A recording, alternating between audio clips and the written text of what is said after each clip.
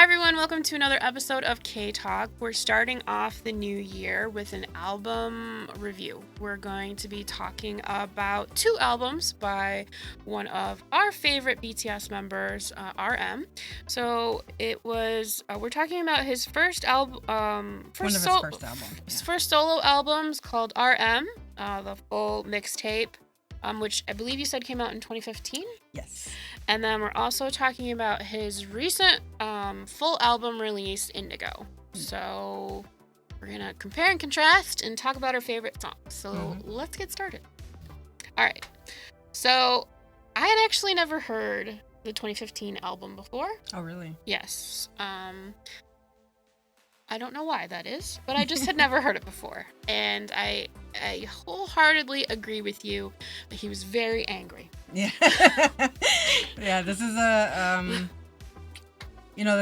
you have, like, when we first talked about doing this, and this is kind of like me, I really wanted to do this because when I listened to, when his Indigo album released on December 2nd, I was ready, and I was more than ready to listen, and I was very surprised, but it was such a pleasant surprise. I really, really fell in love with this album from like the first moment it started. But it was so different from the original first mixtape that he's made that I thought this is perfect for us to kind of review and contrast. And yes, two very different times. I mean, you think about 2015, where BTS was at that point. They hadn't had their first win on the GAN charts and Inkigayo and all that, because I Need You, which is their first like win didn't happen until about 2016, if I'm correct. I might be incorrect, but their popularity didn't really hit until about 2016. So in 2015, BTS was still very much struggling. Big Hit was struggling to make ends meet. They were struggling to get on shows. They were struggling to, get their songs put on the media. And they were getting a lot of hate from various different sources, whether it was the big companies just trying to shut them down. The underground rappers were attacking Suga and RM constantly about them being, Pop? turning into idols and not really staying in the underground rap scene. So there's a lot of negativity being poured into BTS, and that really translated, I think, into the RM mixtape. I mean, just I mean, don't get me wrong, there are great songs on there. Like, I listened to the whole album. There was Do You. I think that was the second song that I listened to, and I loved the beat in that one. And but like, as I was listening to it, it kind of like made me tense up, just because he seemed very aggressive, very upset. Yeah, it's a very aggressive album. It's also, I think you can tell the kind of production value that they had back then versus what they have now. Like, you can kind of see a lot of sampling in that album. So a lot of stock sampling, a lot, there wasn't this second. Indigo has got like so many artists involved in it. It's incredible. That's one of my favorite. Most of the songs are collaborations with other artists, and he collaborated with a wide variety of artists. And I have to admit, of the two albums, I like Indigo better, and I absolutely liked every single song on that album. Yeah, I listened to the mixtape a long time ago, and I've always liked a lot of songs on there. Like, I enjoy Do You. I really love Joke. I think that's such a fantastic rap, but it's so aggressive, so dark, and I love the video that they made for that. And I really, really also love Awakening. Like that. Awakening, I think it was Do You, Awakening. I also liked Throwaway. So yes, I love different songs on both albums, but I think, again, you know how when you're listening to different things, And when you're watching different things, you have to be in this certain headspace. Mm-hmm. And I feel like that first album is like, maybe you got to be a little upset in your own life. Yeah. And you're just raging out. It's just like, you Yeah, know, it's like- it's his voice in that album is all about the injustices that was happening. It's about him kind of clapping back at everybody that was talking, you know, about them and all the negativity that they were facing and things like that. But I also think that Indigo has some of that. In a different voice. Yeah. And I think that that's what really drew me to these two albums together, is how back then it was very aggressive and very, you know, I'm done with you, kind of like, keep talking your smack, I'm gonna keep putting out good music kind of thing. Whereas now it's like, yeah, keep hating, I'm still doing my thing. And it's also a little bit of, there's a new voice in Indigo about the real struggle of reaching this pinnacle, and now what do you do, you know, kind of thing. And I think that's something that they've been struggling with a little bit. We've heard Suga talk about it, RM has talked about it, how they've reached kind of a point where it's hard for them to not only collaborate, because people are like, oh yeah, you know, we'll collaborate, everybody wants to collaborate with them, but also like making meaningful connections and conversations, because it's like people that used to hate on them now I want to do a song with you. I want to do a song with you. And like even people that they respect in their business are now coming to them in kind of like, you know how we talk about Korea, how there's formal gestures and things like that. And so giving them this formality that they feel is a little bit kind of like, what do we do with this? You know, like, you're being very formal. I'm trying to like just be your friend, you know, kind of thing. And that's kind of where a little bit I feel like Indigo brings that out a little bit. Like, I really like a lot of this. Like you said, as soon as that album, you know, from beginning to end, that album is fantastic. Like, just, it's such a collection of different music, and he's really playing around with different genres. Yeah. And I love the fact that he brought in so many collaborators, because it's filling in those gaps. He's a rapper, you know. He's not a vocalist, although he does play a little bit with his vocals in this. But he's filling in those vocal lines that he's missing. And I really like where he's put all these collaborators. It's really good. So I know you were probably very excited because Tableau was on this. And I know you really like Tableau. So did you like the song that he was in there? He's really good. It's such a really good song. It's one of my favorites. I was actually like, I have my like notes here, and so I was making a list of my favorite songs, and it's kind of funny because it wasn't really a list of just my favorites. It was like, oh, I like this one. Oh, and I like this one too. And I like this one. And so it basically just became an album list. Yeah. And for me, it's the same. You know, like the first song reminded me a little bit of, I don't know if you've heard Daft Punk's, oh my God, now I have to look it up. There's one where they bring this artist called Giorgio Moroder, something like that. But it starts like that, where he's kind of talking kind of thing. And so we have this like insert of the artist Yoon talking in that first song. And so it kind of reminded me of that Daft Punk song. Like, there's just some elements of that really reminded me of that song. And it's one of my favorites from Daft Punk too. So I really enjoyed that. And then we move on to, what's the next one on the list for Indigo?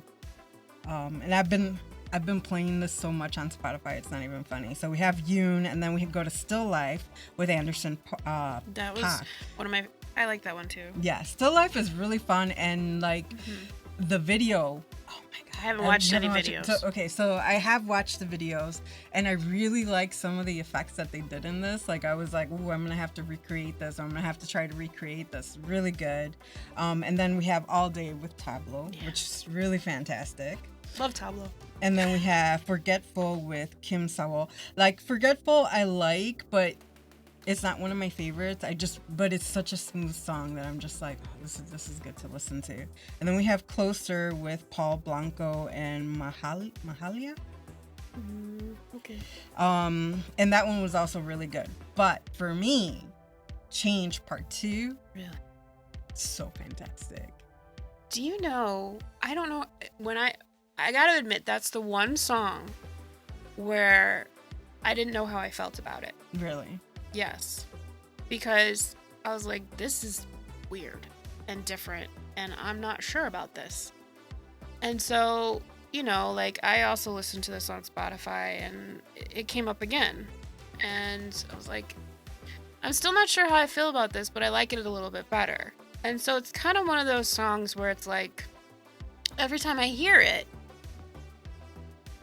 I like it a little bit more. Yeah. So... And for me, it was from the first moment I heard it, I loved it. And there's what really, really like makes the song for me is how he's talking about change and all these things about change.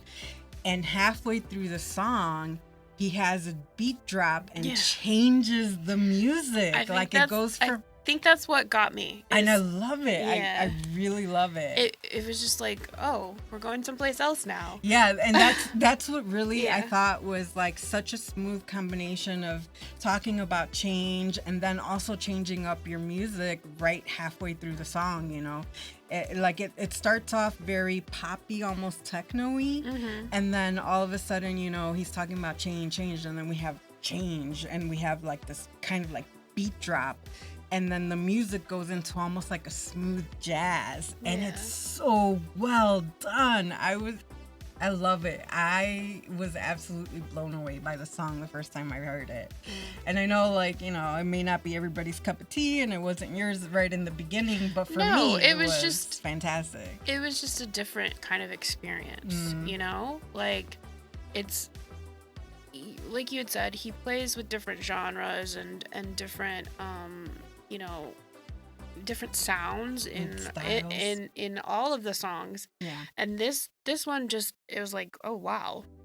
It's just, that's how I felt, like, oh wow. Yeah, for me it was like, oh wow, this is like, I really love change ups. I really love I'm when it comes to artistry, like even when, I do mainly photography and graphic design, and I do some video work, but I absolutely love contrast. Like, I love contrast, high contrast imaging, high contrast details, and I love minimalist design. So like when I saw like the design for this album, I was blown away. I was like, oh, this is really nice, really pretty, really clean styling. And then we have the song that has such high contrast. You have like this smooth poppy in the beginning and turning into jazz, and I really love it. I really, really liked it. I did. And then he follows it up with Lonely, which was really good. So good. Like, it's one of my top 3 songs on the album. Yeah, like this one is just like, it hits you in different places, but it's very well done. And then we have Hectic, which also is one of my favorites on this. I really, really love Hectic. It's just one of those, it's, how can I put it? It's one of those songs that I'm just like, I find myself just kind of vibing to, and I really, really liked it. And then we top it off with Wildflower, although there's still one more, but Wildflower. That's a good one. Oh my God. And if you haven't seen the video. I have not. Obviously, I said I hadn't seen any video. You have to see the video. So good. And then there's I've always really liked the video work that they do for BTS. And I love the fact that they were continuing it with RM and his album, because there is one section in Wildflower that I'm still like trying to figure out how they pulled this off. Like, there's one shot and it doesn't look like anything grand. You're just like, that's cool. But I'm like, how did you do this? Was it a reverse? Was it what? Because he's like on kind of like a hillside, and there's all these flowers, and then it's almost like the shot goes like it goes like this over his head, like it's almost like a drone shot that kind of flips, which is impossible for a drone to do. So it could be a crane, but it just looks too smooth to be a crane. Like, I'm just like, I have to figure this out, how they did this. Please like, make a behind the scenes so Adriana can figure out how it was done. I mean, they did a behind the scenes for like Save Me and for other works. I really want to see a behind the scenes for how they did this shot, because it's fantastic. Like, all of a sudden your perspective is flipped and you're just like, what? How? And I'm trying to figure out the mechanics of the camera work. So yeah, sorry, that's just me being a geek. But very awesome, just very well done video for both Still Life and Wildflower. Just fantastic. I really, really like them. And then we end it with number 2 with Park Ji-yoon, which also a fantastic song. For me, beginning to end, I think this whole album is about 37 minutes. 37 minutes well spent, and I have continued to listen to it. Honestly, it's like on almost every one of my playlists right now. It's very rare to find an album that you actually want to listen to from beginning to end without interruption. Yes, or skipping. Yeah. Something like, I don't really like this one, we're just gonna skip it. Yeah. But this album, I could listen to it beginning to end probably on a loop. Yeah. And be totally fine. Yeah, I have not skipped. And one of the things that really stands out for me is that I don't shuffle. You listen to I listen to it in the order that he put the album in, and I feel like it's got a perfect rhythm and flow. Like, each song introduces you to the next one and to the next one. I have not, and I'm okay with that. I have not done that because it's part of a playlist for me, so it shuffles. Yeah. Yeah, for me, I'm able to listen to the album from beginning to end in the order that it's placed, and I really like the order. I think it flows very well.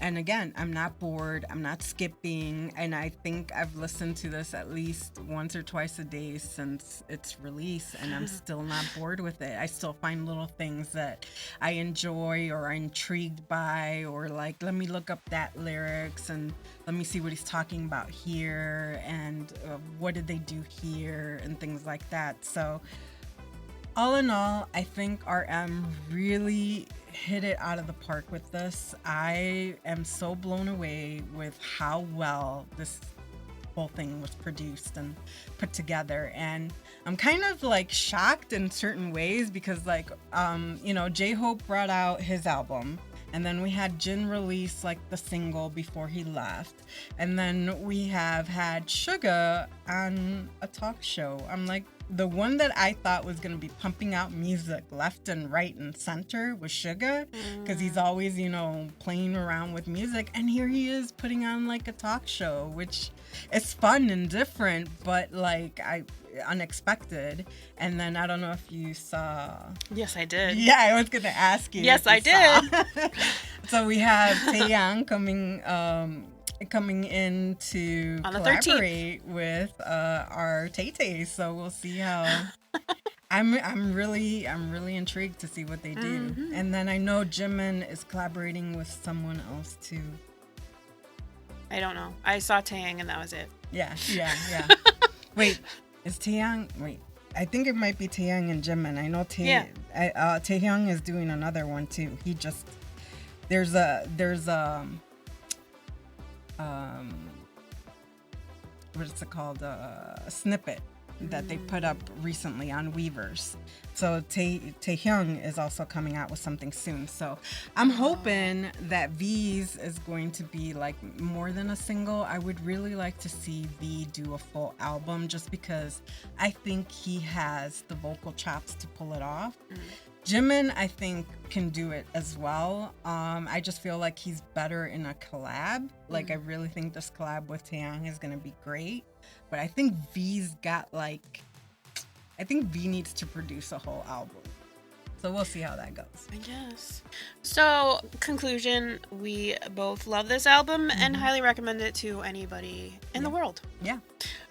Listen to it. There's gonna be something that you like. Honestly, it's very well put together, and hopefully, I think from what I remember, I mean, there's so many interviews that have gone back and forth with RM. He stated that he wants to put out one more before he enlists. So I would really like to see that, but it's got to be soon because they need to be back together in 2025. I need to see them again together. Okay, please take note. Take note. 2025, please. I'm already like gearing up for Battle Royale, Hunger Games scenario for tickets. So, and all putting money away for paying a hefty price tag. But okay. All right. So that's all we have for today. We'll see you next time. Bye. Oh, before we go, we have to choose our drama. Okay. So we are going to be using this wheel of fortune, you could say, and do a spin and see what drama we are going to watch and review for our next episode. So we just picked a bunch of recent dramas that have already completed. They have to be complete. And then so we just threw them into this wheel. So we'll take a spin.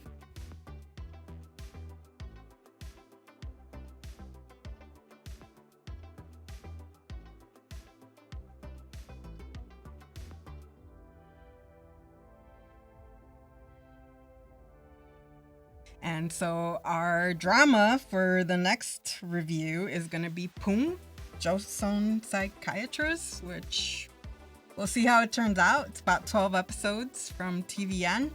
And we'll review it next time on K-Talk. See you then. Bye.